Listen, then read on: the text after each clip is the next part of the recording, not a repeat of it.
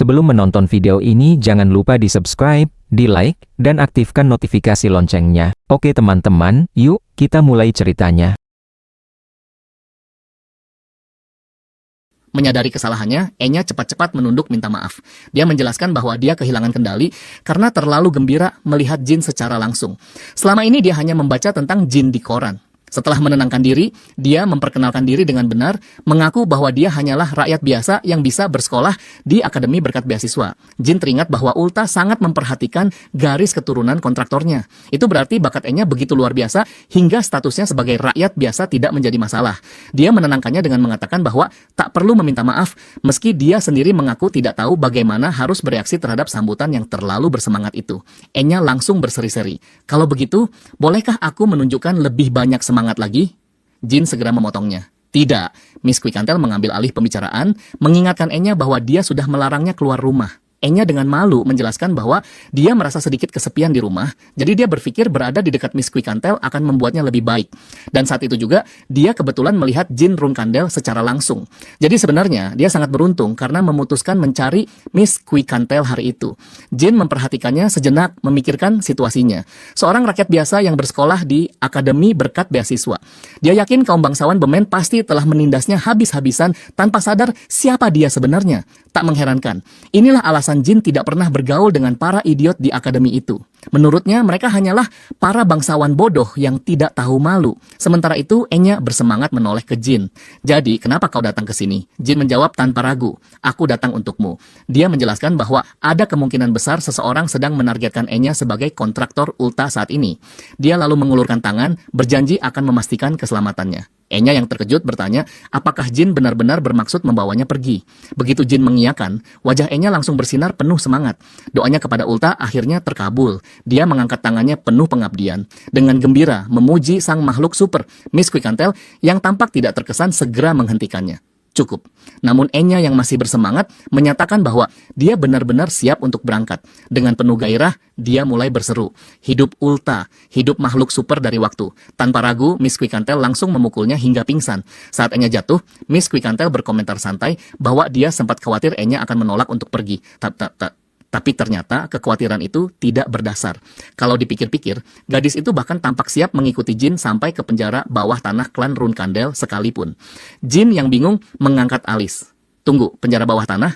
Dia menggelengkan kepala dan berkata bahwa klan mereka tidak punya tempat seperti itu.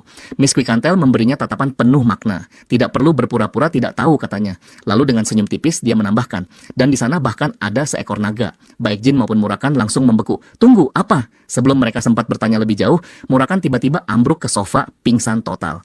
Miss Quickcantel menatapnya sejenak lalu menghela napas. Wow, dia bahkan tidak bertahan 1 menit. Dia kemudian menoleh ke Jin dan menjelaskan bahwa tawarannya untuk membantu bukan hanya karena kesetiaan pada Temar atau kepedulian pada keselamatan Enya. Alasan sebenarnya adalah naga yang baru saja kelelahan itu. Murakan belum menyadari betapa lemahnya dia sekarang. Miss Quickcantel mengaku bahwa dia menahan diri untuk tidak mengomentarinya sebelumnya, tapi sekarang semuanya jelas. Dia tidak lagi cukup kuat untuk menghadapi Valeta. Jika nanti mereka benar-benar harus melawan Valeta, dia menawarkan diri untuk turun tangan. Jin ragu sejenak lalu bertanya, apakah Valeta benar-benar sekuat itu? Miss Quickcantel mengangguk, tapi menjelaskan bahwa masalah sebenarnya bukan hanya kekuatan Valeta. Masalahnya adalah kondisi Murakan saat ini. Dia menunjuk bahwa serangan sebelumnya di laut, sesuatu yang 1000 tahun lalu akan ditertawakan Murakan, kali ini justru berdampak padanya. Melihat betapa terkurasnya dia, mereka akan membutuhkan tempat aman untuk beristirahat sampai Valeta tiba. Dia kemudian menawarkan tempatnya sebagai tempat perlindungan sementara. Jin mempertimbangkan tawaran itu. Apakah aku benar-benar boleh meminta bantuan itu? Miss Quickcantel mengangkat bahu. Tentu saja asal kau tidak keberatan. Namun dia memperingatkan bahwa meyakinkan Murakan mungkin akan jadi tantangan tersendiri. Dia pasti akan mengeluh karena harus tinggal di rumah mantannya. Jin tersenyum tipis menyadari bahwa naga perak itu ternyata lebih perhatian daripada yang dia kira. Dia setuju dengan pengaturan itu, menerima bahwa menghadapi reaksi Murakan akan menjadi urusannya sendiri. Miss Quickcantel mengangguk. Baiklah kalau begitu, sudah waktunya. Jin berkedip bingung. Sudah waktunya untuk apa? Dengan santai, Miss Quickcantel menjelaskan bahwa tepat dalam 10 detik, Enya akan bangun. Dia menyarankan agar Jin memilih kata-katanya dengan hati-hati ketika menjelaskan situasinya nanti. Jin menatapnya tidak percaya. Tunggu, bagaimana bisa? Dia baru saja dibuat pingsan. Bahkan seniman bela diri terlatih pun tidak akan pulih secepat itu. Namun Enya mulai bergerak. Jin menyadari, oh tidak, ini terjadi. Saat itu juga, Enya tiba-tiba terbangun dan memanggil nama Jin. Miss Quicantel berkomentar santai bahwa ada hal-hal yang memang melampaui logika dan nalar, dan kebangkitan Enya mungkin salah satunya. Dia menyerahkan penjelasan kepada Jin dan melangkah mundur. Sementara itu, Enya duduk di hadapan Jin Rungkandel langsung ke pokok pembicaraan. Dia bertanya apakah benar ada faksi yang menargetkan kontraktor Tikan, dan apakah dia mungkin menjadi target berikutnya. Dia mempercayai informasi itu karena datang dari Jin sendiri. Bahkan dia menganggap ide itu sedikit menegangkan sekaligus menarik. Rencana rahasia, petualangan, dan naga. Semuanya terdengar agak romantis baginya. Jin mengakui sudut pandangnya, mengatakan bahwa dia bisa mengerti mengapa Enya melihatnya seperti itu. Enya yang selalu berpikir positif, berkata bahwa yang terbaik adalah tetap optimis. Namun terlepas dari perasaannya, dia tahu apa yang harus dilakukan. Pindah ketikan bersama keluarganya. Dia bertanya kapan sebaiknya dia pergi, dan Jin menyarankan secepat mungkin. Tanpa ragu, Enya mengatakan bahwa dia bisa siap besok. Keluarganya hanya terdiri dari adik laki-lakinya yang berusia 7 tahun, dan seekor anjing tua bernama Puffy. Tidak terlalu rumit untuk diatur. Jin mengangguk, menyuruhnya segera mulai berkemas. Miss Quicantel menyarankan agar dia pulang sekarang dan bersiap sebelum hari terlalu malam. Saat Enya hendak pergi, dia meyakinkan mereka bahwa dia akan datang lagi besok. Sebelum pergi, Miss Quicantel mengingatkannya agar membuat alasan kepada akademi, mungkin berpura-pura sakit agar tidak menimbulkan kecurigaan. Jin menyetujui, menambahkan bahwa jika mereka bilang Enya keluar dari akademi, itu justru bisa menarik perhatian yang tidak diinginkan. Setelah kepergian Enya beres, Miss Quicantel mengalihkan fokus ke masalah sebenarnya, menghadapi Valletta. Tepat pada saat itu, seorang pria bertopi memanggil dari luar ruangan, bertanya apakah ada orang di dalam. Dia mengaku datang untuk mengambil kayu bakar. Miss Quicantel langsung merasa curiga. Ada banyak kayu di sekitar sini, jadi kenapa harus meminta lagi? Jin segera menyuruhnya berhenti dan bertanya, apakah dia benar-benar percaya ini hanya soal kayu bakar. Dia menyarankan bahwa naga tidak semuanya sebaik yang terlihat. Menyadari potensi bahaya, Jin memperingatkan bahwa pria di luar kemungkinan besar berasal dari pasukan khusus BIM. Dia mengenakan masker dan bersiap menghadapi kemungkinan terburuk. Miss Quicantel yang terkejut bertanya-tanya mengapa pasukan khusus bisa terlibat. Jin menjelaskan bahwa itu mungkin karena Enya. Mereka kemungkinan sudah memantau tempat ini dan kini mencoba mengidentifikasi para tamu yang dibawa Miss Quicantel. Jin Rungkandel bertanya-tanya apakah mereka benar-benar cukup berani untuk memata-matainya. Sebelum mendapat jawaban, Miss Quicantel membuka pintu dan pria bertopi itu langsung berteriak bahwa targetnya ada di dalam. Tanpa membuang waktu, Miss Quicantel mencengkeram lehernya, menuntut tahu apakah dia anggota pasukan khusus Bemen. Pria itu panik, bersikeras bahwa dia tidak ada hubungannya dengan mereka. Dia mempersempit pandangan matanya dan bertanya lebih lanjut. Jika bukan dari pasukan khusus, lalu siapa yang mengirimmu? Sebelum dia sempat menjawab, seseorang masuk. Ras. Dia dengan tenang meminta Miss Quicantel melepaskannya, memperingatkan bahwa jika pria itu mati sekarang, pasukan khusus akan langsung menyerbu masuk. Dengan kesal, Miss Quicantel melepaskannya, mengakui bahwa Ras adalah orang yang memimpin mereka. Namun itu tidak berarti dia akan membiarkannya begitu saja. Jika dia ingin membunuh seseorang, sebaiknya dimulai dari dia. Tanpa ragu, dia melesat menyerang Ras, berniat menyalurkan amarahnya dengan pertarungan. Namun Ras tetap tenang, bertanya apakah menyerangnya sungguh cukup untuk melampiaskan amarahnya. Miss Quicantel terdiam sejenak, menilai lawannya. Dia menerima serangan itu secara langsung tanpa cedera berarti. Jelas, dia bukan agen biasa dari divisi urusan khusus Bemen. Jin menatap topeng merah yang dikenakannya. Simbol khas pemimpin kelompok di divisi itu. Lalu ada senjata di tangannya, pedang melengkung. Potongan-potongan itu menyatu di pikirannya. Ini bukan agen biasa. Dia adalah tangan kanan Kaisar, pemimpin kelompok 3 dari divisi urusan khusus Bemen, bernama Ras. Selain itu, dia terkenal sebagai salah satu pendekar pedang terkuat di antara klan Rungkandel. Jin diam-diam menilai kekuatannya, memperkirakan tingkat energinya setidaknya berada di level 8 bintang. Dia merasa lega karena telah menutupi wajahnya dengan rune Malta. Miss Quicantel mencibir, mengakui bahwa Ras memang luar biasa untuk ukuran manusia. Dia tidak menyangka orang itu bisa menahan serangannya dengan mudah.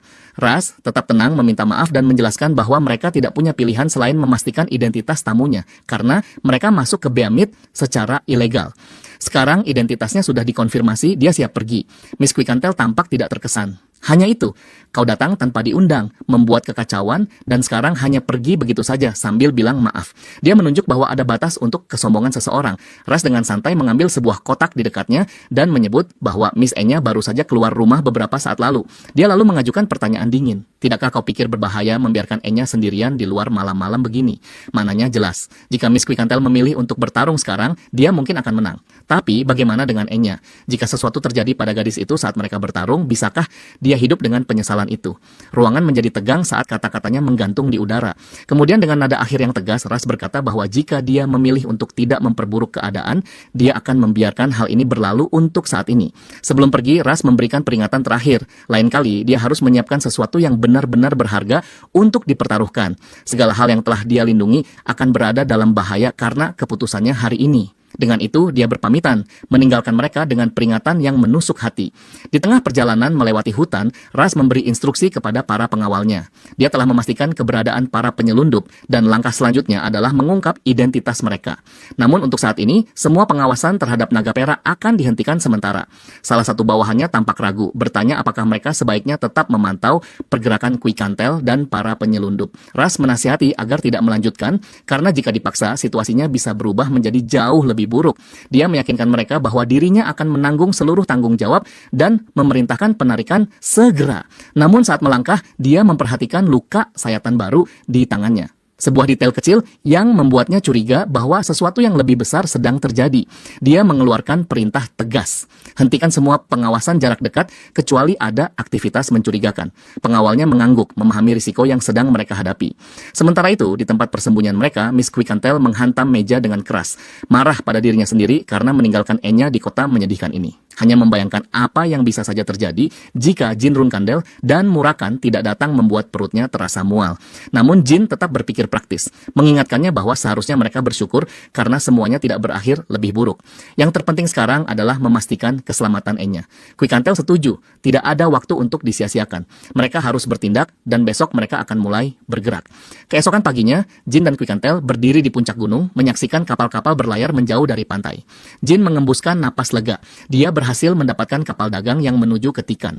Untuk memastikan keselamatan Enya, dia membayar kapten kapal dengan jumlah besar dan Murakan secara pribadi mengantarnya. Namun Miss Quikantel tidak merasa tenang. Justru keterlibatan Murakan membuatnya semakin gelisah. Mengabaikan usaha Jin menenangkannya, dia menyatakan bahwa dia akan segera menghubungi Valeta. Setelah Murakan kembali, Jin akhirnya bisa bertemu dengannya. Seminggu kemudian adegan berganti. Murakan berdiri di depan sebuah rumah saat Jin mendekat dan memujinya atas usahanya. Namun Murakan tampak terpikirkan sesuatu dan berkata hal yang tak terduga. Quikantel jauh lebih pahit dari yang dia duga. Jin yang heran bertanya, kenapa dia membahas hal itu sekarang? Murakan menatap rumah itu sejenak sebelum menjelaskan bagian dari masa lalu. Rumah ini dibangun ketika dia dan Quikantel masih bersama, dan sekarang dengan membiarkan mereka tinggal di sini, itu caranya mengakui masa lalu mereka. Jin Runkandel tersenyum menyeringai dan menggoda Murakan, bertanya apakah hati dinginnya akhirnya mulai melunak. Murakan segera menepis ide itu. Menghidupkan kembali perasaan lama tidak sesederhana itu. Namun meskipun dia menyangkal, kenangan 1000 tahun lalu mulai membanjir kembali. Rumah seperti ini, tawa yang dulu dia bagi dengan Temar dan Quikantel. Apapun yang mereka lakukan waktu itu, selalu menyenangkan. Kesadaran itu menimbulkan perasaan sedih yang tak terduga. Jin menyadari perubahan suasana dan bertanya apakah ada yang salah. Murakan cepat-cepat menepisnya, mengklaim bahwa itu bukan apa-apa, hanya sakit kepala mendadak. Sebelum suasana hening terlalu lama, Miss Quikantel tiba dan langsung menyindirnya. Dengan nada mengejek, dia menyebutnya menyedihkan dan bertanya, apakah dia sudah kelelahan hanya karena sedikit terbang. Murakan yang kesal membalas, menyuruhnya diam. Sekuat apapun dia menurun, hal sepele seperti terbang tidak akan membuatnya kelelahan. Jin yang sudah jenuh dengan perdebatan, mereka menyuruh keduanya fokus kembali. Quikantel langsung ke inti persoalan. Valeta sudah memberikan jawaban. Pertemuan dijadwalkan besok malam di pulau terpencil di lepas pantai selatan Bement. Jin bertanya apa rencananya setelah bertemu. Tanpa ragu, dia menjawab tegas. Dia akan menanyakan tentang naga penjaga Asmil Latri. Dan jika Valeta berpura-pura tidak tahu, maka dia akan menggunakan kekuatan. Jin merasa pendekatan langsungnya menyegarkan dan mengakui bahwa dia menghargai kejujurannya. Murakan mengangkat bahu, mengatakan bahwa itu bukan rencana yang buruk, tapi kalau dirinya, dia akan menghindari keterlibatan dalam urusan sekacau ini sejak awal. Namun, tiba-tiba dia sadar sesuatu. Karena Enya tidak bersamanya sekarang, Quikantel punya kebebasan penuh untuk bertindak. Namun sebelum wanita itu sempat berpikir terlalu jauh, Murakan cepat-cepat memperingatkan agar dia tidak melakukan hal bodoh. Miss Quikantel menepis kekhawatirannya. Dia berniat bertarung sendirian. Dia tidak butuh bantuannya. Murakan mendengus sinis menegaskan bahwa meski dia telah melemah, dia tidak butuh simpati dari mantan kekasihnya. Quikantel memutar mata, menjelaskan bahwa ini bukan tentang dia, tapi tentang Enya. Pihak lawan memegang teguh kehormatan naga naga, dan itu berarti Valletta pasti datang sendirian. Dengan penuh keyakinan, dia bertanya apakah Murakan benar-benar berpikir dia akan kalah dari seseorang seperti itu. Dia menyuruhnya untuk santai saja, namun Jin tidak yakin. Kenyataannya, musuh mereka mungkin tidak akan datang sendirian. Jika mereka benar-benar menculik Latri dan merencanakan sesuatu dengan kontrak, mereka pasti sudah menyiapkan segalanya. Beberapa waktu kemudian di pulau terpencil itu, seorang pria menyapanya, Andre Zippel. Merupakan kehormatan baginya bisa bertemu dengan naga perak waktu Quicantel, katanya dengan sopan. Valletta yang sudah ada di sana mengakui perkenalan itu. Dia adalah naga bersayap, wakil kepala keluarga Zippel, sekaligus kontraktor Melia. Quicantel menyipitkan mata ke arah Valletta. Kau bilang akan datang sendirian, katanya tajam. Valletta menjawab dengan tenang, menjelaskan bahwa ketika dia menerima suratnya, dia kebetulan sedang bersama Andre. Karena Andre juga tertarik dengan kisah tentang kontraktor Ulta, dia memutuskan untuk membawanya. Dia berharap Quicantel mengerti dan tidak keberatan. Quicantel yang tidak terkesan hanya berkomentar bahwa Valletta akhir-akhir ini menjadi cukup tidak sopan. Valletta membiarkan komentar itu berlalu dan langsung mengalihkan topik. Jika kau siap membicarakan masalah sebenarnya, katanya, kita harus mulai. Ada hal penting yang perlu kuberitahukan padamu tentang kontrak Ulta. Quicantel tidak membuang waktu dan langsung menuntut tahu lokasi Latri saat ini. Valletta terkekeh seolah baru menyadari kesalahpahaman besar. Tentu saja, gumamnya. Jadi itu inti dari semua ini. Quicantel tidak tersenyum sedikit pun. Dia mengingatkannya bahwa dia telah membawa Latri pergi 1 tahun yang lalu. Dan sejak saat itu, kontraktor Asmil tidak pernah bisa menemukan naga penjaganya. Dia menuntut jawaban. Valletta menyipitkan mata, berpura-pura bingung, lalu berkata bahwa dia tidak tahu jawaban seperti apa yang akan memuaskannya. Namun dia meyakinkan bahwa Latri baik-baik saja. Quicantel sudah muak dengan permainan itu. Beraninya dia bercanda soal hal ini. Valletta yang tetap tenang bertanya mengapa dia begitu peduli. Aku tidak tahu apa hubunganmu dengan kontraktor Asmil, katanya. Tapi mencampuri urusan keluarga Zippel bukan hal yang baik untukmu. Quicantel mendengus sinis. Dia benar-benar sudah kehilangan akal sehatnya. Menculik naga muda yang bahkan belum memahami dunia adalah kejahatan yang tak terampuni. Sementara itu, Jin Rumkandel dan Murakan mengawasi dari balik bebatuan. Murakan bergumam pelan, nyaris tak mampu menahan amarahnya, sementara Jin memperhatikan dengan tenang. Sombong sekali komentarnya. Valletta yang menyadari bahwa perdebatan ini tak akan menghasilkan apa-apa, memutuskan untuk mengakhirinya dengan caranya sendiri. Dengan satu gerakan tangan, dia menciptakan badai angin dahsyat. Mari kita buat kesepakatan, katanya. Serahkan kontrak itu, dan aku akan mengampunimu. Quicantel mengeluarkan tawa pendek yang dingin. Kau benar-benar punya nyali juga, ejeknya. Kau tidak lebih dari kadal tua. Kesabaran Valletta pun habis. Kalau begitu bersiaplah mati, katanya lantang, lalu meluncurkan serangan. Tanpa ragu, Quicantel berubah ke bentuk naganya dan dengan cepat menghindar. Namun dia tidak mundur. Ini tawaranku, balasnya tajam. Kembalikan Latri padaku sekarang dan aku akan memastikan kematianmu cepat dan tanpa rasa sakit. Dari kejauhan, Andre Zippel menonton dengan senyum geli. Dia terkekeh memperhatikan betapa mudahnya Quicantel mengatasi serangan Valletta. Namun dia tidak datang hanya untuk menonton. Perlahan, dia mengangkat tongkatnya, mengumpulkan gelombang mana yang luar biasa besar. Sudah lama aku tidak bertarung dengan kekuatan penuh, gumamnya. Jin Rumkandel mempersempit matanya. Ini pertama kalinya sejak reinkarnasinya dia menyaksikan mana milik penyihir 9 bintang. Dia ingat bahwa Andre Zippel dulu pernah ditolak oleh keluarga Rumkandel, tapi sebagai keturunan murni keluarga Zippel, kekuatan sejatinya tetap misteri. Seberapa kuat dia sebenarnya? Andre Zippel berseru kepada sekutunya, saatnya kita bergerak. Naga perak waktu sudah siap. Quicantel merasakan bahaya dan mencoba menghindar, tapi ada yang salah. Tubuhnya tidak bisa bergerak. Dia berusaha terbang, tapi sayapnya tak bisa terangkat. Andre tersenyum licik. Sepertinya arah angin berbalik melawanmu, katanya. Lihatlah, di pulau ini, angin adalah milikku. Suaranya mengeras. Aku adalah Raja Melure, Dewa Angin. Tak seorang pun bisa terbang tanpa izinku. Mata Quicantel membesar saat menyadari kenyataannya. Dia sepenuhnya terperangkap. Kau tak pernah menjadi tandinganku, ujar Andre dingin. Valletta meluncurkan mantra kuat ke arah Quicantel, tapi dia bahkan tidak menoleh. Dengan senyum menghina, dia menepis serangan mereka. Itu saja kemampuan kalian. Ekspresi Valletta menggelap. Kau tidak cukup kuat, geramnya. Biar kulihat bagaimana seharusnya dilakukan. Quicantel sempat meremehkannya jika mengira angin adalah satu-satunya senjatanya. Andre mengangkat tangannya memanggil petir raksasa yang memancarkan energi mematikan. Mati, teriaknya saat serangan itu meluncur ke arahnya. Jin Rumkandel yang menonton dari kejauhan mendesak Murakan untuk turun tangan, tapi Murakan menggeleng. Belum, katanya. Dia menjelaskan bahwa meski Quicantel memang sedikit lengah, para bodoh itu jauh lebih sombong. Tepat saat serangan hampir mengenainya, Quicantel mengaktifkan kekuatannya. Dalam sekejap, Jin merasakan perubahan. waktu berhenti. Dengan kendali sempurna, dia membelokkan serangan Andre Zippel, mengarahkannya ke sisi lain. Mata Andre membelalak kaget, kekuatan untuk mengendalikan waktu, bahkan menghentikan sihir itu sendiri. Sudah lama dia tak melihat kemampuan seperti ini. Kui Kantel menatap tajam padanya. Aku seharusnya merobek mulut sombongmu itu. Andre tertawa kecil, tidak terpengaruh. Kau memang pemarah. Untuk sebuah mantra saja, dia menoleh ke Valletta. Apa yang kau tunggu? Serang. Namun Valletta tidak bergerak. Senyum Andre memudar. Valletta sekarang. Tetap saja Valletta membeku di tempat. Akhirnya dia sadar. Inilah efek manipulasi waktu. Kui Kantel memanfaatkan kesempatan itu. Dengan kecepatan kilat, dia menangkap ekor Andre dan melemparkannya melintasi medan perang. Tubuhnya menghantam tumpukan batu dengan suara keras dan jeritan kesakitan. Terguncang, Andre memanggil Valletta dengan marah. Bagaimana beraninya kau mengkhianatiku? Valletta tetap diam. Kui Kantel berdiri di atasnya, menatap dingin. Ayo lanjutkan ocehanmu, kau hanya seekor kadal tak berguna. Namun Andre tetap menantang. Sombong sekali. Hanya yang kuat yang bisa berbicara seperti itu. Dari kejauhan, Murakan tiba-tiba menegang. Matanya tertuju pada sesuatu di tangan Andre. Tidak mungkin. Itu Origin Stone. Seharusnya sudah dihancurkan sejak lama. Jin mengikuti arah pandangannya dan akhirnya melihatnya. Sesuatu yang berdenyut dengan kekuatan gelap dan menakutkan. Andre Zippel berdiri tegak, suaranya penuh keyakinan aneh. Aku lahir sebagai naga perak waktu, aku hidup dengan keyakinan bahwa aku yang terkuat. Tapi aku salah. Tatapannya menyapu seluruh medan. Manusia, naga, bahkan para dewa sekalipun. Pada akhirnya, semuanya akan jatuh di hadapan keluarga Zippel. Suara Kui Kantel memecah udara. Berhenti menyangkal dan terimalah takdirmu. Dia mengaum keras, mengguncang langit. Namun Murakan sudah tidak mendengarkan lagi. Pikirannya berputar cepat saat kesadaran menghantamnya. Itu Origin Stone, relik dengan kekuatan yang tak terbayangkan. Legenda mengatakan bahwa ketika dunia berada dalam bahaya, para dewa menciptakan batu asal sebagai senjata pamungkas, perlindungan terakhir melawan kehancuran. Namun pada akhirnya, para dewa sendirilah yang menghancurkannya. Kekuatannya terlalu besar, terlalu berbahaya, mampu memusnahkan segalanya. Dan sekarang, batu itu ada di tangan Andre Zippel. Darah Murakan terasa dingin. Kenapa dia memiliki sesuatu yang seharusnya telah lenyap dari dunia? Sementara itu, Kui Kantel akhirnya menyadarinya juga. Apa itu? Medan perang seketika terdiam dalam ketegangan. Bahaya sejati akhirnya terungkap. Andre Zippel tertawa pelan berkata bahwa yang lemah seharusnya menunjukkan kekuatan mereka di hadapan yang kuat. Namun kemudian dia mengajukan sebuah pertanyaan.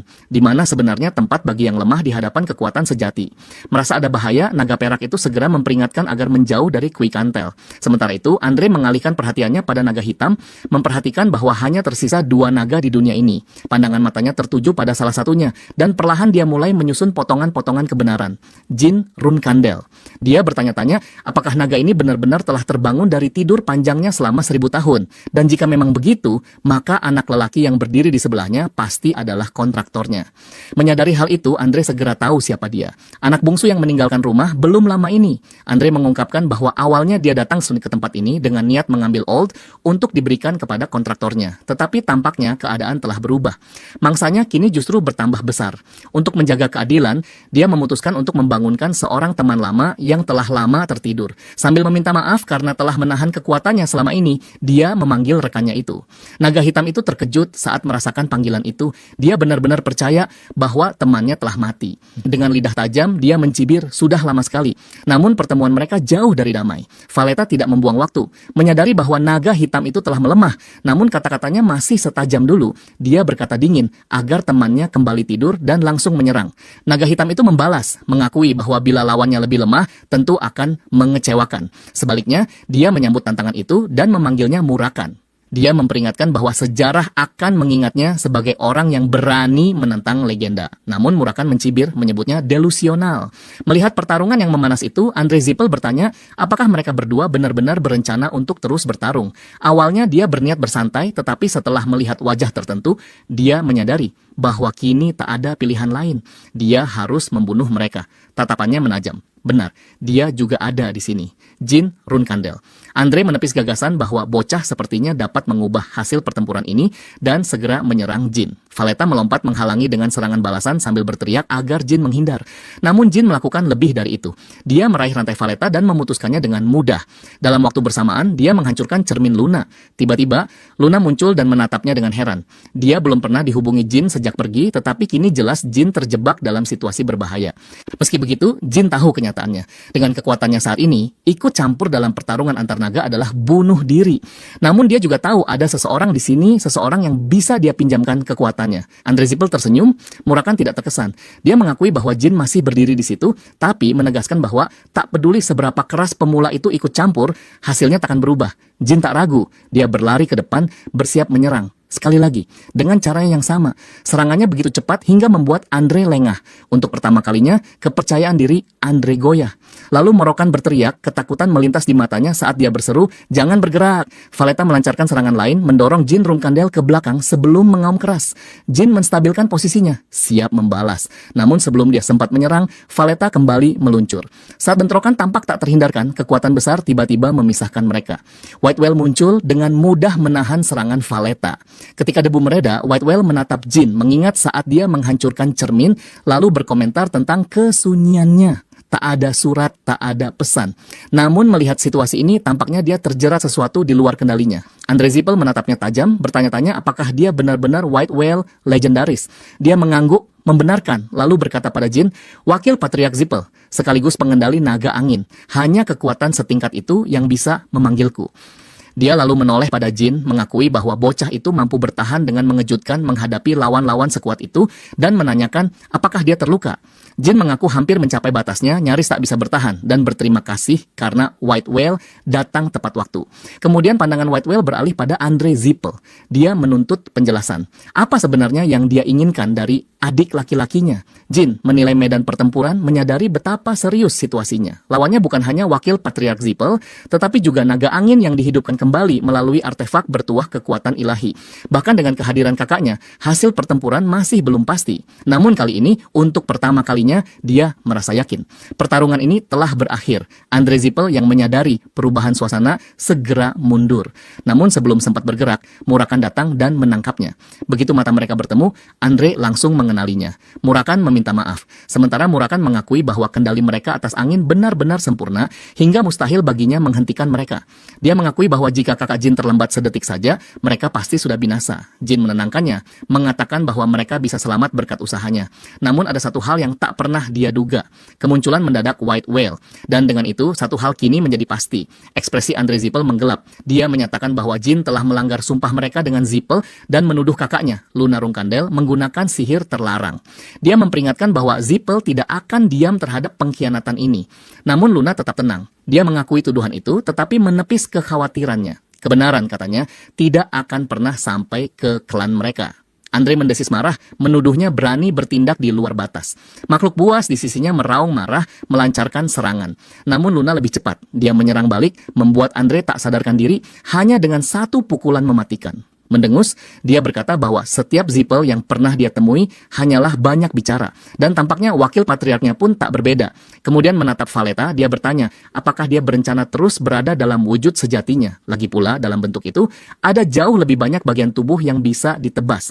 Mengambil kata-katanya sebagai peringatan, Valletta pun berubah kembali ke wujud manusianya. Andre Zippel perlahan memulihkan ketenangannya, memanggil sekutunya dengan sebuah anggukan. Valletta menanggapinya, menggenggam tombak sihirnya erat. Jin memperhatikan dengan cermat. Ada sesuatu yang berbeda kali ini. Kekuatan itu bukan sihir, rasanya mirip dengan otoritas, namun juga membawa aroma energi iblis. Tak heran naga angin itu bertarung habis-habisan. Luna tampak tidak terkesan, menyipitkan mata. Sepertinya dia masih butuh waktu untuk benar-benar menguasai artefak itu. Melihat kekacauan yang terjadi, Luna Rumkandel hanya mencibir. Pemandangan wakil Patriark Zippel dan naga angin bergantung pada alat kasar seperti itu sungguh menyedihkan. Apakah mereka benar-benar percaya benda primitif semacam itu bisa menyelamatkan mereka? Katanya dingin.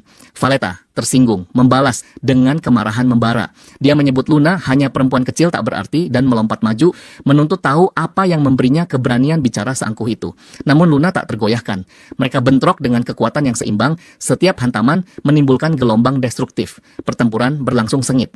Dan meskipun Valletta memiliki kekuatan besar, luka-luka mulai menumpuk, langkahnya goyah, darah menetes di tanah. Luna menatapnya dingin dan menjatuhkan vonisnya. Inilah batas kekuatanmu. Tak ada lagi yang bisa kau tunjukkan. Dengan itu, dia memutuskan untuk mengakhiri semuanya. Dia memanggil teknik ketiga dan terakhir dari Rune Kandel, Meteor Shower. Serangan terakhir, Jin teringat pada Z Rune Kandel yang dulu menjelaskan filosofi pedang klan mereka. Berbeda dari gaya pedang tradisional, pedang Rune Kandel tidak memiliki bentuk tetap. Hanya kekuatan murni yang diciptakan untuk menghancurkan. Teknik mereka mewujudkan 3 hal, penaklukan, persaingan, dan dominasi.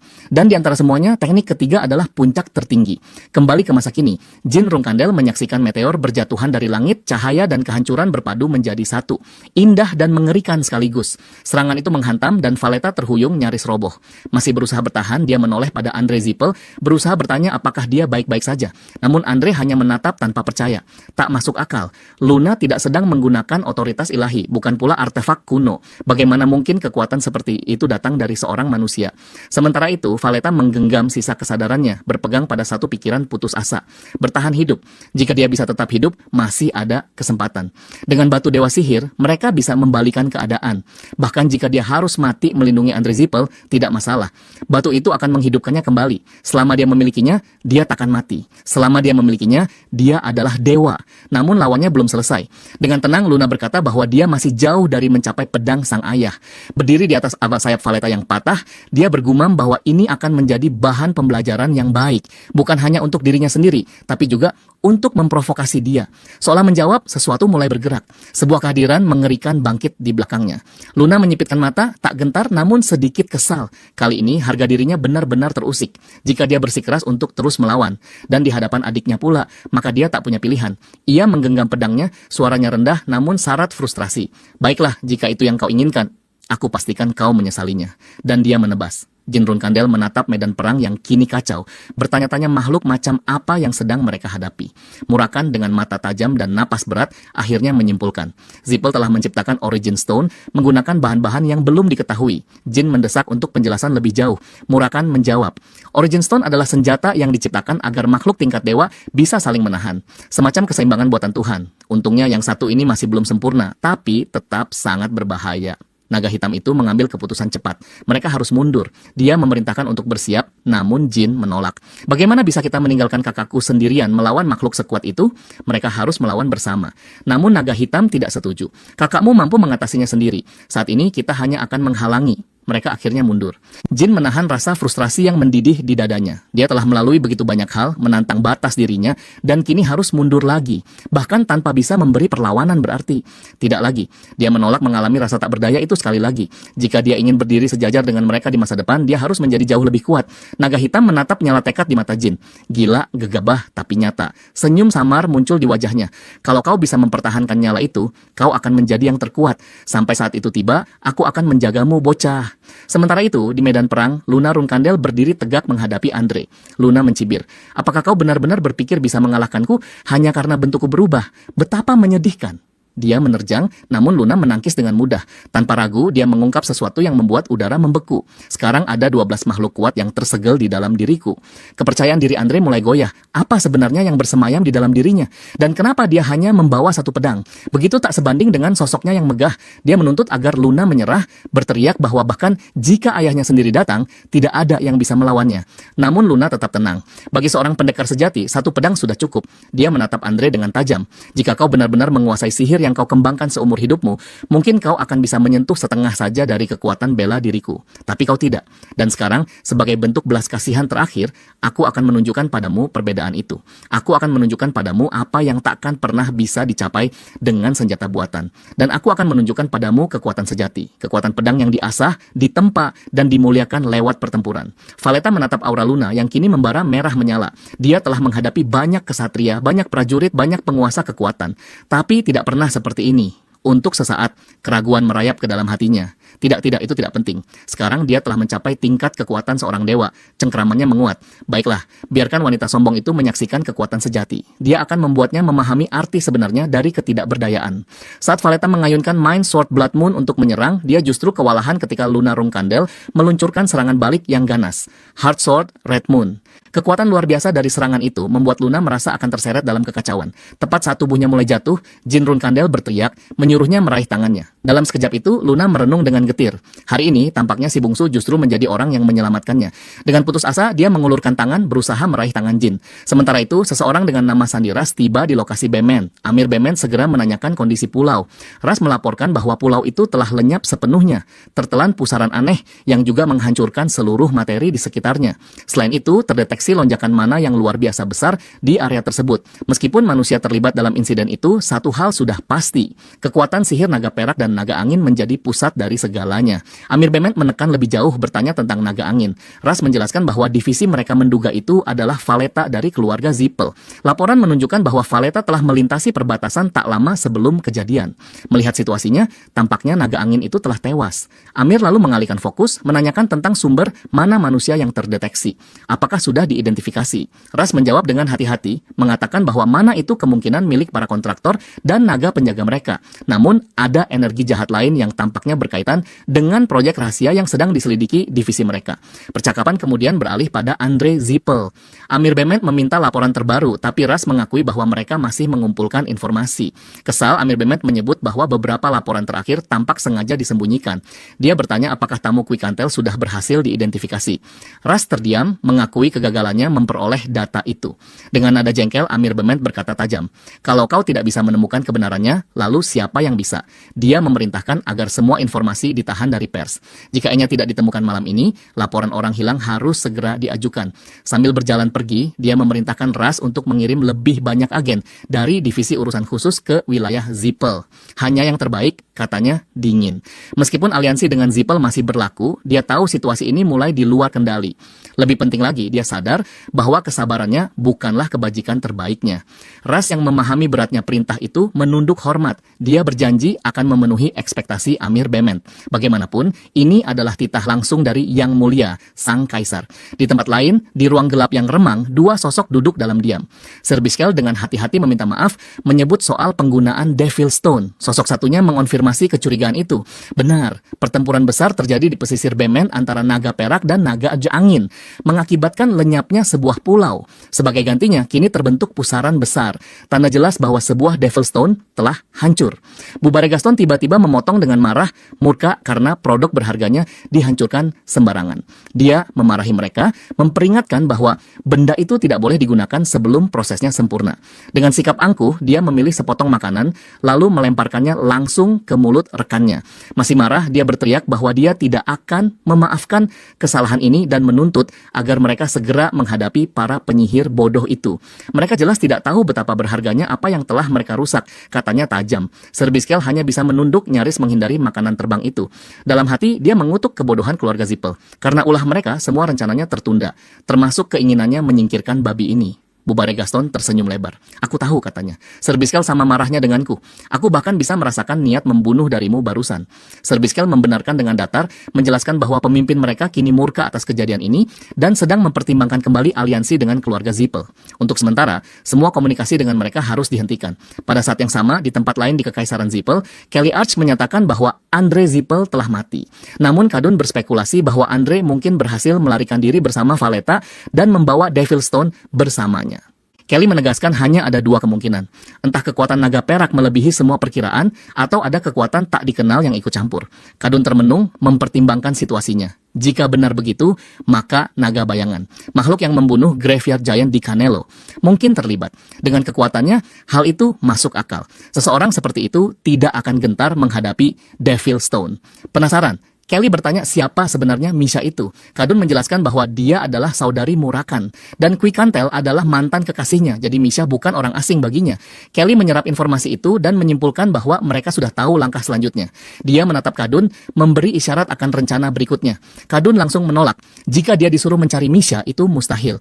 Jika para naga hitam ingin bersembunyi, tak ada makhluk di dunia yang bisa melacak mereka. Kelly Arch tertawa kecil menyebutnya pengecut.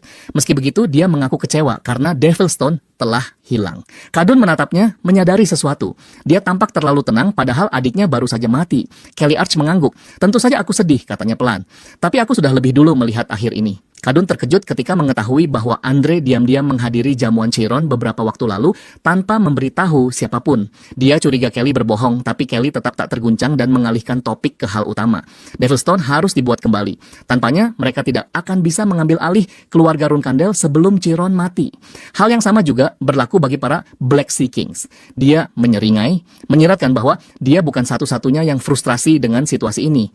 Kadun membalas dengan tajam, menyuruhnya berhenti mengeluh. Jika dia benar-benar ingin mendominasi dunia ini, maka dia harus bertindak. Lagi pula, jika dia suatu hari berharap menjadi makhluk tertinggi di dunia ini, maka dia harus siap melakukan apapun yang diperlukan. Setelah beberapa waktu, Jin Runkandel tiba di rumah Gili dan mengetuk gerbang. Dari dalam, Gili menjawab dengan sopan dan memintanya menunggu sebentar. Saat pintu dibuka, dia bertanya siapa yang datang. Jin tersenyum dan mengatakan bahwa mereka telah kembali. Lalu bertanya apakah Gili bisa menyiapkan makanan. Dia menjelaskan bahwa mereka belum makan apapun selama perjalanan pulang dengan terbang dan menambahkan bahwa Lady Luna Runkandel juga ada di sana. Murakan dengan nada bercanda memanggil Gili Strawberry Pie sambil mengipasinya dengan kipas tangan, berusaha meredakan suasana. Namun Gili tampak sangat tertekan dan menyebutkan bahwa tuan muda sedang dikeluarkan. Lady Quicantel terkekeh dan mengatakan bahwa Gili pasti salah paham. Kekhawatirannya terhadap Jin justru menjadi bukti betapa besar kepeduliannya. Dia lalu berkomentar bahwa Jin sangat beruntung memiliki pengasuh yang begitu setia. Jin Runkandel menghela napas kecil dan setuju bahwa Gili memang terlalu baik untuk dirinya. Pada saat itu juga, Sir Kashmir Alfen tiba. Dia melirik wajah-wajah asing di sekitarnya dan bertanya siapa mereka. Jin memperkenalkan kakak perempuannya, Luna Runkandel. Luna menyapanya dengan hangat dan mengatakan bahwa dia sudah banyak mendengar tentang dirinya. Bagaimanapun juga, dia adalah Sword Noble yang terkenal. Jin sedikit malu melambaikan tangan dan menolak gelar itu, mengatakan bahwa merupakan suatu kehormatan bisa melayani seseorang seperti Kashmir. Kemudian dia memperkenalkan tamu lainnya, Guardian Dragon dari garis keturunan Silver Dragon. Menyadari kehadiran naga lain, Kashmir menyapanya dengan penuh hormat. Dia memperkenalkan dirinya sebagai Kashmir Alfen, kepala Seven Colors, serta seorang kenalan Jin Runkandel. Dalam hatinya, dia mengingatkan diri sendiri agar tidak mengulangi kesalahan yang sama seperti sebelumnya. Sementara itu, Jin meminta maaf karena bersikap tidak sopan dengan tidak memberitahu Kashmir lebih dulu. Namun, Kashmir menenangkannya dan mengatakan bahwa itu tidak masalah. Sekarang mereka semua berada di perahu yang sama. Lady Quicantel kemudian menanyakan keberadaan Nona Enya. Kashmir mengatakan bahwa dia memang hendak membahas hal itu. 3 jam yang lalu, Latri telah kembali. Jin terkejut dan bertanya, apakah itu terjadi hari ini? Kashmir mengangguk, memastikan bahwa Latri saat ini bersama putrinya dan Nona Enya. Namun, ada sesuatu yang terasa aneh. Latri tampaknya tidak memiliki ingatan apapun tentang waktu saat dia menghilang. Ketika Latri ditanya tentang hal itu, dia bertanya apakah dirinya telah diculik, tetapi Kashmir menyangkalnya. Latri tetap bersikeras, mengingat bahwa Vieta pernah mengatakan bahwa dia tidak akan diajari Dragon Language Magic. Dia kemudian menuntut penjelasan tentang apa yang terjadi setelah itu. Murakan ikut berbicara dan menunjukkan bahwa kondisi Latri mencurigakan. Dia terlihat terlalu sempurna, seolah-olah sama sekali tidak pernah berada di bawah ancaman keluarga Zippel. Mungkin katanya Latri sebenarnya tidak pernah diculik, namun Luna Runkandel tidak setuju. Dengan yakin, dia mengatakan bahwa hal itu tidak benar. Dia sendiri yang mendapatkan pengakuan dari pihak-pihak yang terlibat. Jin yang kebingungan bertanya apa maksudnya dengan menghapus bukti. Luna menjelaskan bahwa keluarga Zippel kemungkinan sedang menghapus segala sesuatu yang berkaitan dengan Devil Stone, termasuk ingatan Latri. Itulah keahlian mereka. Jika sesuatu tidak berjalan sesuai keinginan mereka, maka mereka akan memastikan tidak ada satupun jejak yang tersisa. Sir Kashmir Alfen menanyakan tentang Devil Stone, sehingga Jin Runkandel menjelaskan bahwa itu adalah sebuah artefak yang saat ini berada dalam penguasaan mereka.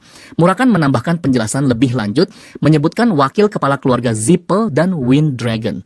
Dia mengungkapkan bahwa Devil Stone adalah artefak yang mampu menyerap kontraktor dari makhluk-makhluk berkuasa. Mengingat sejauh apa keluarga Zippel telah melangkah, dia mempertanyakan tujuan akhir mereka. Setelah merenung sejenak, dia sampai pada kesimpulan yang mengerikan. Hanya ada satu alasan mengapa mereka menciptakan tiruan dari batu asli itu. Mereka ingin menjadi penguasa tertinggi dunia ini. Rencana mereka adalah mengumpulkan seluruh kekuatan dari entitas ilahi yang ada, menyingkirkan siapapun yang menghalangi, dan merebut kendali absolut. Melihat beratnya situasi ini, Kashmir menyarankan agar mereka beristirahat untuk sementara waktu. Dia meyakinkan mereka bahwa dirinya akan melakukan penyelidikan menyeluruh melalui Seven Colors. Kemudian dia bertanya kepada Nona Quicantel apakah dia setuju untuk diantar secara pribadi menemui Nona Enya. Quicantel mengangguk setuju dan mengatakan bahwa dia akan pergi. Kashmir memberi isyarat agar dia mengikutinya sambil berkata, baiklah lewat sini. Pada saat itu, Gili memanggil Jin Runkandel. Jin menoleh dan bertanya apakah dia sudah merasa lebih baik. Gili memberikan jawaban lemah sebelum tiba-tiba pingsan lagi. Murakan yang menyaksikan kejadian itu terkekeh dan bergumam strawberry pie. Pada malam harinya, Luna Runkandel duduk dengan sebotol anggur di tangannya. Dengan santai, dia mengungkit fakta bahwa sejak Jin menjatuhkan geng bawah tanah terkenal Tesing dan Tikan, kota independen tersebut menjadi jauh lebih aman. Tidak hanya itu, dalam waktu 2 bulan sejak menjadi reserve flag bearer, Jin juga berhasil menyingkirkan wakil kepala keluarga Zippel dan Valletta. Dia mengakui pencapaian Jin, tetapi mengingatkannya bahwa Jin telah menggunakan magic tanpa otorisasi resmi. Jika saat itu dia tertangkap, maka itu berarti kematian baginya. Namun terlepas dari risiko tersebut, Jin berhasil melakukannya. Dia mengakui bahwa itu adalah pencapaian yang luar biasa. Gili yang masih mencerna semuanya mengaku bahwa pada awalnya dia mengira semuanya telah berakhir ketika para musuh mereka ditangkap. Namun jauh di dalam hatinya, dia menyadari bahwa sejak awal dia sudah tahu bahwa semuanya tidak akan sesederhana itu. Luna tertawa, tetapi reaksinya yang tiba-tiba tanpa sengaja membuat Gili terkejut. Menyadari kegugupannya, Luna menenangkannya dan mengatakan bahwa mereka masih bisa terus melangkah maju selama mereka menghindari perhatian sang patriark. Namun setelah itu dia menjatuhkan pengungkapan lain yang mengejutkan. Ayah mereka ternyata sudah mengetahui segalanya. Mulai dari insiden ejekan hingga kematian Andre dari keluarga Zippel, semuanya sudah berada dalam pengawasannya dan tidak lama lagi dia juga akan mengetahui keterlibatan Luna. Wajah Gili langsung pucat saat dia mengungkapkan kekhawatirannya. Itu bisa menjadi sangat buruk, gumamnya. Sebelum ketegangan semakin memuncak, Jin tiba dengan sikap percaya diri dan menyuruh mereka untuk tidak khawatir. Dia mengatakan bahwa dirinya sudah memiliki rencana. Strateginya adalah menghadapi ayah mereka secara langsung, tetapi tidak sendirian. Kali ini dia akan melakukannya bersama kakak perempuan tertuanya. Luna Runkandel menatap Jin dan bertanya apakah dia memang sudah memiliki rencana sejak awal. Jin mengonfirmasi bahwa itu benar. Tujuannya sejak awal memang untuk bertemu dengan ayah mereka. Luna terus mendesaknya, menanyakan apa sebenarnya yang ingin dia sampaikan. Namun sebelum Jin sempat menjawab, sesuatu yang tak terduga membuat mereka berdua terdiam sejenak. Gili yang masih mencoba memahami situasi, bertanya siapa yang sebenarnya ingin dia temui. Jin hanya berkata bahwa ketika saatnya tiba, dia percaya Gili akan menghentikannya jika memang diperlukan. Luna menunjukkan bahwa bahkan keluarga mereka sendiri merasa gentar terhadap ayah mereka dan itu pasti membuat segalanya menjadi sangat sulit bagi Gili. Setelah jeda singkat, Luna setuju untuk menemaninya dan bertanya kapan mereka akan berangkat. Jin mengungkapkan bahwa dia berencana menggunakan teleportation gate pertama besok. Luna Runkandel mengangguk setuju dan mengatakan bahwa bergerak cepat adalah pilihan terbaik. Gili hendak mengatakan sesuatu, tetapi sebelum sempat berbicara, Luna Runkandel menoleh kepadanya dan menyampaikan usulan yang tak terduga. Mengingat keluarga mereka terus-menerus berperang dengan dirinya sendiri, Gili setidaknya harus menjadi sumber kehangatan bagi Jin, seseorang yang bisa menjadi perisainya. Dia kemudian meyakinkan Jin bahwa dia pasti sudah memikirkan semuanya dengan matang. Jin menjawab tanpa ragu bahwa tentu saja demikian.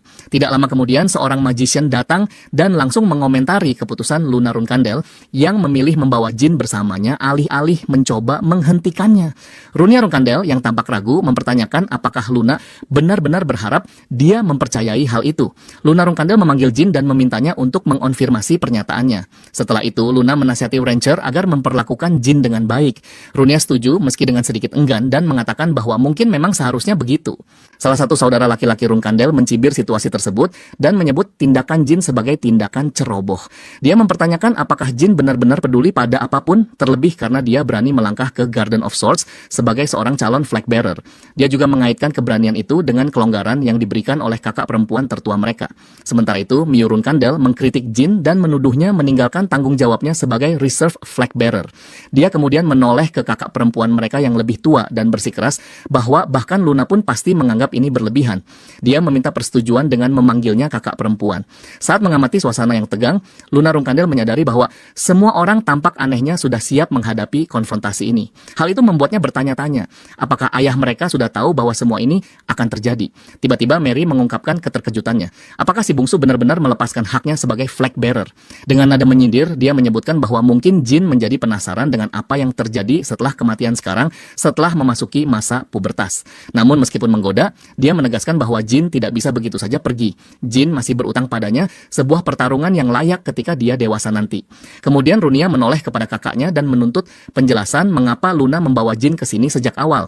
Luna Rungkandel menjawab dengan tenang bahwa dia tidak membawanya. Jin datang atas kemauannya sendiri. Runia Rungkandel tampak tidak terkesan. Kalau begitu, seharusnya kau menghentikannya. Dia membentak dan mengatakan bahwa Luna tidak bisa ceroboh hanya karena itu adalah Jin. Pada saat itu, Luna Rungkandel menyadari sesuatu. Dia tidak sepenuhnya yakin di mana ayah mereka berada saat ini. Keraguannya memicu kecurigaan, membuat Runia bertanya, mengapa Luna terus membawa-bawa soal ayah mereka.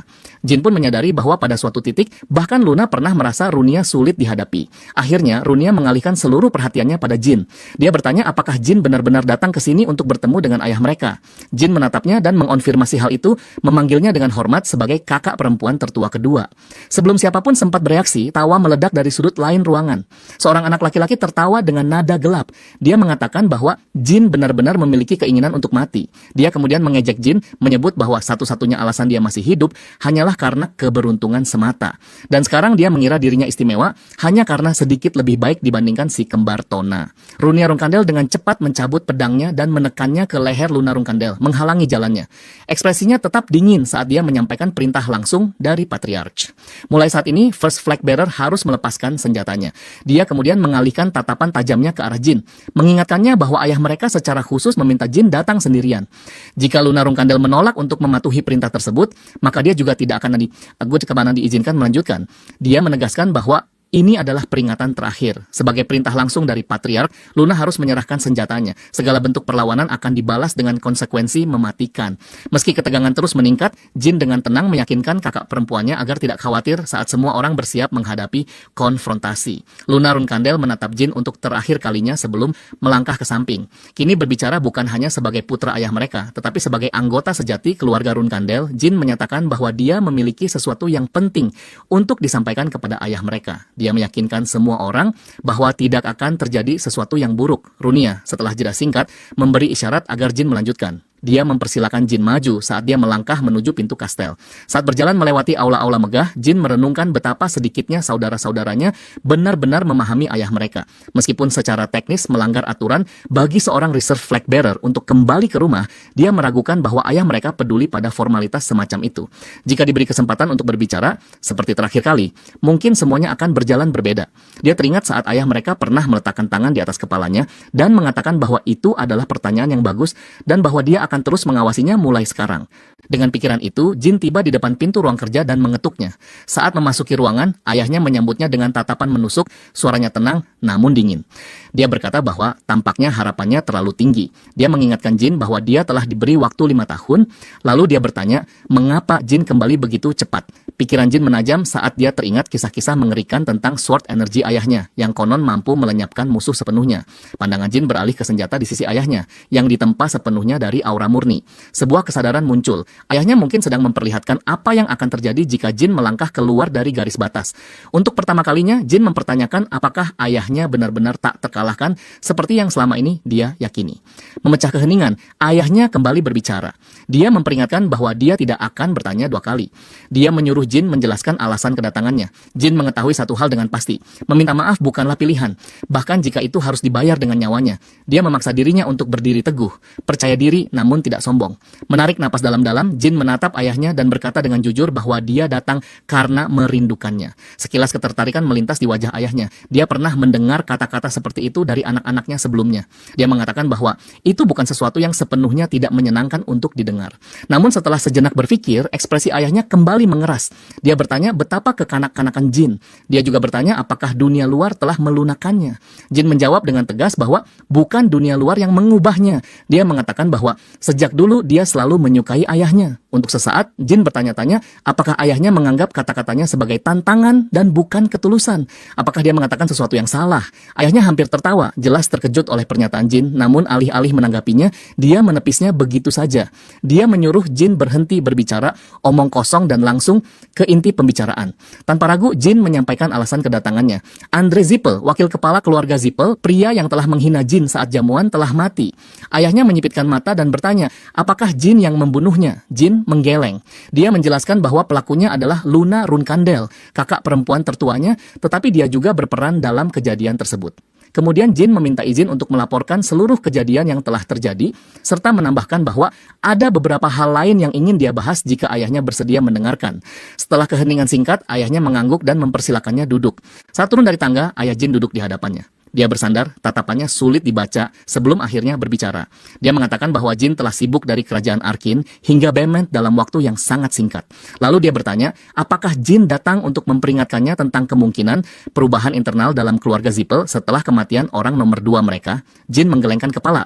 Dia mengatakan bahwa Andre Zippel bukanlah orang nomor 2 yang sebenarnya. Dia mengakui kekuatan luar biasa kakak perempuan tertuanya, tetapi menegaskan bahwa sebagai wakil kepala dari satu-satunya keluarga yang mampu menantang keluarga Runkandel, Andre terlalu lemah. Ayahnya menyeringai tipis dan mengatakan bahwa Jin benar. Dia menambahkan bahwa Andre hanyalah wakil kepala, bukan kekuatan sebenarnya di balik keluarga Zippel. Lalu dalam momen keterbukaan yang jarang terjadi, dia mengatakan bahwa ada orang lain yang mengendalikan semuanya setelah Kelly Arch. Namun dia menegaskan bahwa hanya itu yang akan dia katakan. Jin mencatat kata-kata itu lalu beralih ke hal yang lebih mendesak. Dia berterima kasih kepada ayahnya karena telah mengonfirmasi kecurigaannya, tetapi menyatakan bahwa dia bahkan belum menyebutkan bagian terpentingnya. Ekspresi ayahnya sedikit menggelap dan menyuruhnya melanjutkan. Jin menarik napas dalam-dalam dan mengatakan bahwa mereka menggunakan sebuah artifak. Ayahnya mengerutkan dahi dan mengulang kata artifak. Jin mengangguk dan mengatakan bahwa Andre Zippel menyebutnya sebagai Devil Stone. Dia menjelaskan bahwa berdasarkan informasi yang dikumpulkannya, Devil Stone adalah tiruan dari Origin Stone, sebuah relik kuno yang konon diciptakan oleh makhluk-makhluk berkuasa sejak lama. Ayahnya mencerna informasi itu sebelum bertanya tentang Origin Stone. Dia bertanya apakah Murakan telah menjelaskannya kepada Jin. Jin mengangguk dan mengatakan bahwa dia mengetahuinya. Ayahnya mengetahui bahwa Jin bisa menggunakan mana. Sekilas senyum muncul di wajah ayahnya. Dia bertanya apakah Jin benar-benar berpikir bisa menyembunyikan pengetahuan itu darinya. Jin menghela napas dan mengatakan bahwa dia mengira ayahnya sudah mengetahuinya, tetapi tidak menyangka ayahnya juga mengetahui tentang Murakan. Ayahnya terkekeh dan menjelaskan bahwa apa yang dia katakan tentang Murakan hanyalah tebakan yang kemudian dia pastikan sendiri. Dengan kilatan geli di matanya, dia tiba-tiba bertanya tentang siapa Butterfly Runkandel itu. Jin terdiam sesaat karena terkejut. Namun sebelum dia sempat menjawab, ayahnya meledak dalam tawa sambil menggelengkan kepala. Dia mengatakan bahwa dia tidak percaya mereka telah merendahkan Black Dragon yang perkasa menjadi seekor kucing rumahan. Dia menyebutnya konyol. Masih tertawa, ayahnya akhirnya mengakui bobot informasi yang dibawa Jin. Dia mengatakan bahwa tiruan Origin Stone ini adalah sesuatu yang sangat signifikan. Tatapan ayahnya kemudian menajam dan dia menyuruh Jin membahas hal ini juga dengan Luna Runkandel. Ayahnya merenungkan potensi berbahaya dari Devil Stone. Dia tidak yakin sejauh apa keluarga Zippel telah mengembangkan artefak tersebut dan bertanya-tanya, apakah para penguasa Black Sea sudah menyadari hal ini? Pikiran itu terus berputar di benaknya. Mungkin dia perlu mengunjungi Black Sea sendiri untuk mencari tahu lebih banyak. Melihat Jin tenggelam dalam pikirannya, ayahnya menyatakan sikapnya dengan jelas. Meskipun dia akan mengabaikan pelanggaran aturan yang dilakukan Jin kali ini, hal itu tidak akan kena tanpa harga. Sebagai gantinya, dia menuntut agar Jin membagikan sesuatu yang benar-benar dia inginkan. Tanpa ragu, Jin menyampaikan permintaannya. Tidak ada anggota keluarga Runkandel lain yang boleh memasuki kota Independent Tikan untuk sementara waktu. Ayahnya mengangkat alis dan mengatakan bahwa jadi di sanalah Jin bersembunyi. Jin mengonfirmasi hal itu. Setelah jeda singkat, ayahnya menyetujui permintaan tersebut, tetapi dengan satu syarat tambah untuk jika Jin ingin Tikan tetap tertutup, maka dia harus terlebih dahulu lulus sebuah ujian, yaitu menjadikan Sword Noble Kashmir sebagai orangnya sendiri. Jin menerima tantangan itu dan ayahnya menaikkan taruhannya. Jika Jin berhasil, maka tidak ada anggota keluarga Runkandel lain yang akan diizinkan memasuki Tikan tanpa izin Jin. Namun, Jin hanya memiliki waktu 1 tahun untuk membuktikan kelayakannya dan mendapatkan kepercayaan Kashmir.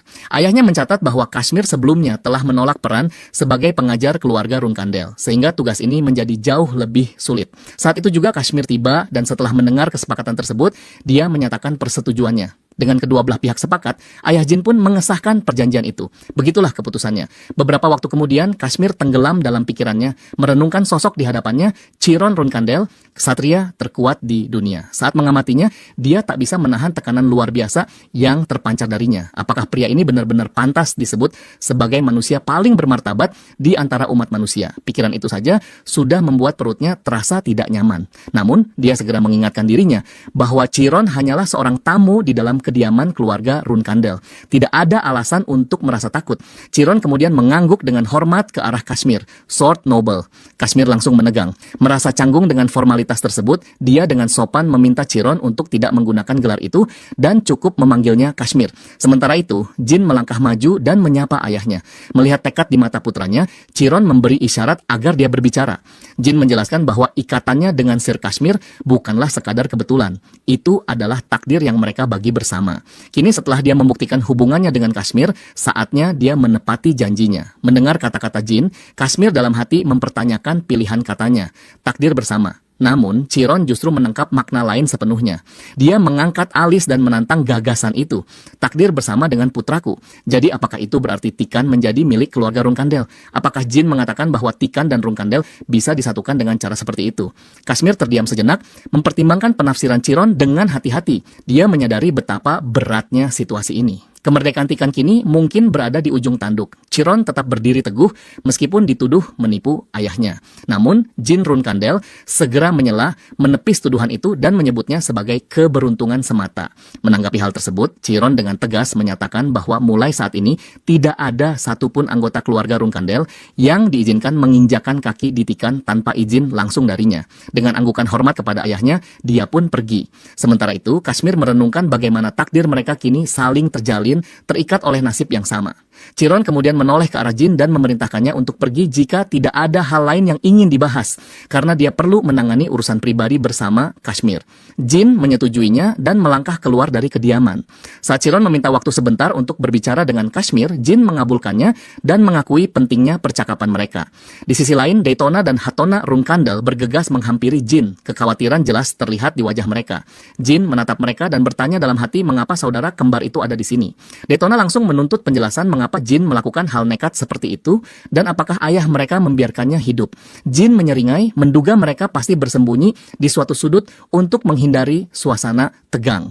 Alih-alih menjawab langsung, dia justru meminta bantuan mereka. Saat mereka mendesak penjelasan, Jin menepisnya dan mengatakan itu bukan hal besar, hanya permintaan agar mereka menjaga para kadet dan faksinya sampai dia kembali. Daytona kebingungan dan bertanya, apa maksudnya dengan faksi, tetapi segera menghentikan pertanyaannya, menyadari bahwa ini bukan waktu yang tepat. Saat Jin berjalan pergi, dia berkomentar santai bahwa mereka biasanya tidak pernah mengkhawatirkannya, tetapi karena kali ini mereka melakukannya, dia mengandalkan mereka. Daytona menghela napas dan mencatat betapa santainya Jin setelah bertemu ayah mereka. Daytona setuju dan menambahkan bahwa meskipun begitu, Jin masih terasa sedikit mengintimidasi. Meninggalkan istana, Jin langsung menuju Luna dan mengatakan bahwa dia perlu menemui ayah mereka untuk menanyakan beberapa hal penting tentang hari itu. Sebelum dia bisa pergi jauh, Runia memanggilnya dan menuduhnya mengabaikan situasi saat ini. Jin meminta maaf dan mengakui bahwa masalah tersebut memang penting dan sulit dijelaskan. Namun Runia tidak puas dan menuntut penjelasan bagaimana dia bisa bersikap begitu acuh dalam keadaan seperti ini. Pada saat itu, Kashmir muncul dan memastikan bahwa Jin memang berada di tempat yang dia perkirakan. Jin menoleh dan bertanya, apakah pembicaraan mereka berjalan dengan baik? Kashmir mengangguk dan mengonfirmasi bahwa semuanya berjalan lancar, membuat Jin merasa lega. Namun, Runia Runkandel tetap tidak terkesan dan mempertanyakan mengapa Jin masih berdiri di taman keluarga setelah sekian lama masuk ke dalam. Nada bicaranya memuat kejengkelan sekaligus ketidakpercayaan atas keberanian Jin. Sebelum ketegangan meningkat, kakak tertua Runkandel melangkah maju dan memerintahkan mereka berhenti. Dia mengatakan bahwa kepala keluarga telah menyelesaikan urusannya, sehingga tidak perlu memperkeruh keadaan. Dengan itu, dia menyarungkan pedangnya dan mengakhiri konfrontasi. Jin menyampaikan rasa terima kasihnya, berterima kasih kepada kakak perempuan tertuanya dan mengakui bahwa dia akan selalu berutang budi padanya. Luna Runkandel menenangkannya dan mengatakan bahwa itu bukan apa-apa. Jin hanya perlu mengakui usahanya. Dengan senyum, Jin melakukannya dan sekali lagi mengucapkan terima kasih atas bantuannya. Luna kemudian bertanya, apakah dia berencana pergi sekarang? Jin mengonfirmasi bahwa dia akan mendedikasikan dirinya sepenuhnya untuk latihan selama beberapa waktu. Luna berpamitan dan mengingatkannya untuk menjaga diri.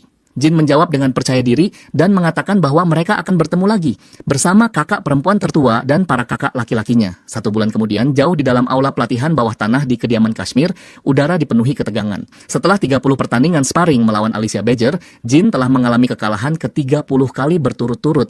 Namun meskipun kalah berulang kali, tekadnya tetap tidak goyah. Dia melangkah maju sekali lagi.